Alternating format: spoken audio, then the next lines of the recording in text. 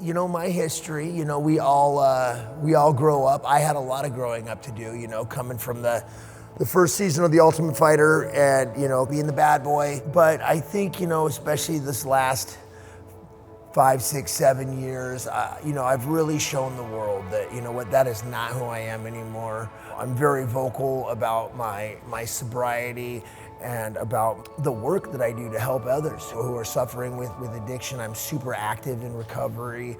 You know, I just, you know, we live and we learn, you know, from a kid that grew up on the wrong side of the tracks that, you know, never really had any parental guidance or anything else, you know. I turned out the way that you would expect. But the bottom line is that there comes a point when you can't blame your family, you can't blame your parents anymore, you know. And eventually, once I realized that, and I realized that my future and who I am, that's on me. I can't blame anybody else for that, you know. You know, now that, you know, once I was in my 30s and now in my 40s, you know, my actions are mine to own and mine alone.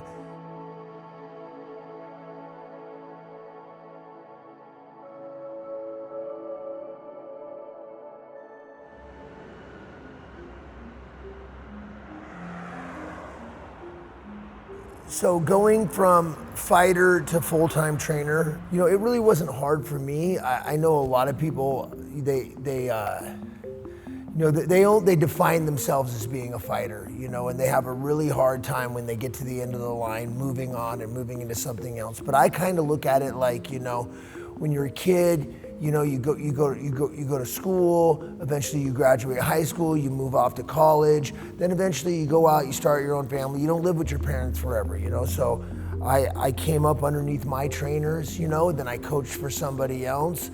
And for me, now that I'm done fighting, you know, I've gone out on my own, I've opened up my own facility, and my goal is to start building my lineage, you know, the people underneath me using my system. It's just the next practical step.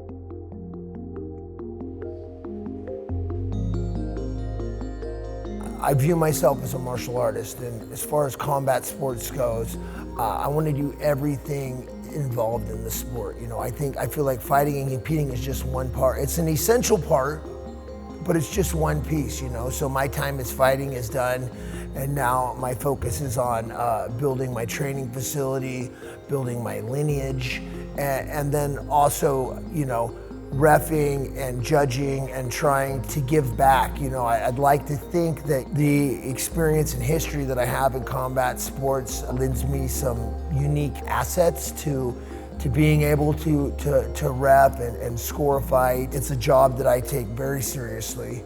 I love doing it, and you know, because ultimately as a referee, you know, our number one job is fighter safety, but at the same time, you want to give them every chance possible. He probably has more insight than a lot of the other referees, you know, because he knows what it feels like to be on the bottom there or whatnot, or you know, or when a guy's really hurt or whatnot. It's great to have more fighters really stepping in there and being advocates for all of us, because we put everything into it, and a bad call can really make or break your career, you know, or your spirit. They feel wronged, you know, and it's heartbreak, and some people don't come back from that. And so having people like Chris in there that can make the right calls and right decisions, it's really important. Why more retired fighters don't do it, I don't know. You know, it does take some work. I ended up passing Herb Dean's reffing and judging course, which is not easy, by the way. So I had to shadow another referee for a while. I had to learn the ropes, and then, you know, I was amateur for a little over 4 years. I probably did well over, I would like to think, 100 shows, probably 100 shows. I'm just throwing that number out there, maybe it's 80. You know, before finally I got the call to start doing some professional stuff, which was relatively recently. So I'm super excited that my career there is moving forward.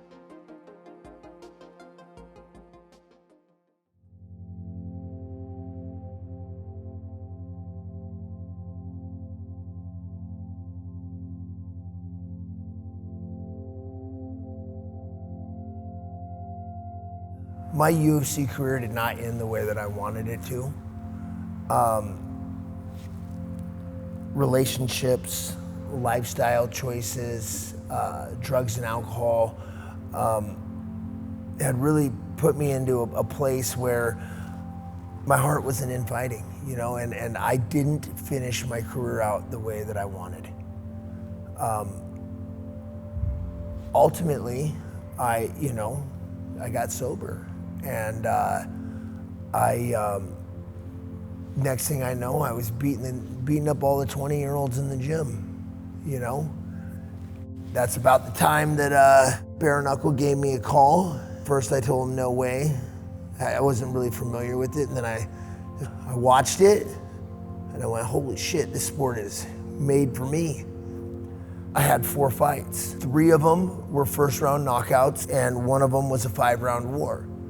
And if you're familiar, my last fight in the UFC was pretty heartbreaking for me because I didn't answer the bell. I finished the fight on the stool, you know. I figured I had fought enough.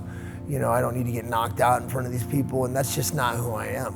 I'm the guy that goes out on a shield, you know? And that's not how my UFC career ended because my head wasn't in it. So ultimately, you know, I had 2 fights, first round knockouts. I fought a guy named Dakota Cochran. We had a 5-round war. He broke my orbital first round of the fight. I had a lot of stitches in my face.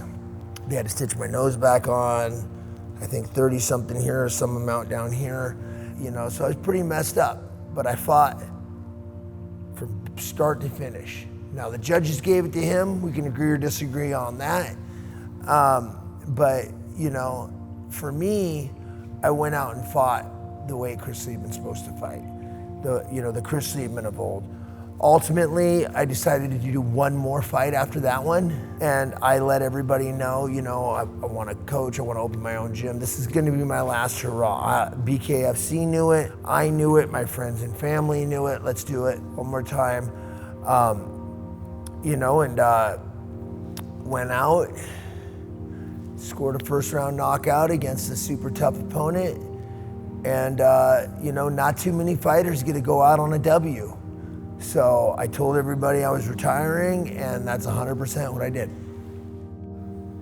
You know, he did so much, you know, in the UFC and whatnot, you know, and, you know, I feel like he deserves that spot. You know, he deserves a chance to be a referee in there. I got chills just thinking of it, you know? It's this generation now that, you know, it's kind of losing touch on some of the major figures in the beginning, and I think Chris was definitely one of those figures, and now that, you know, if he steps in there as a referee, it's just going to be another rebirth, you know, a resurgence of the name. Absolutely. I mean, that's UFC, Bellator. I mean, that's the end game. You know, hopefully you'll see my face back inside that UFC cage once again.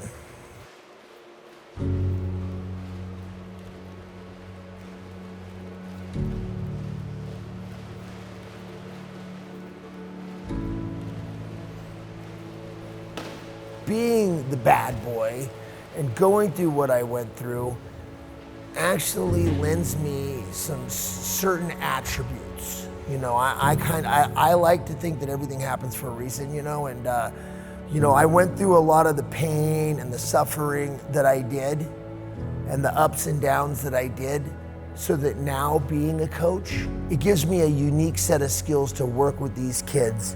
When I say kids, I mean 20-year-olds.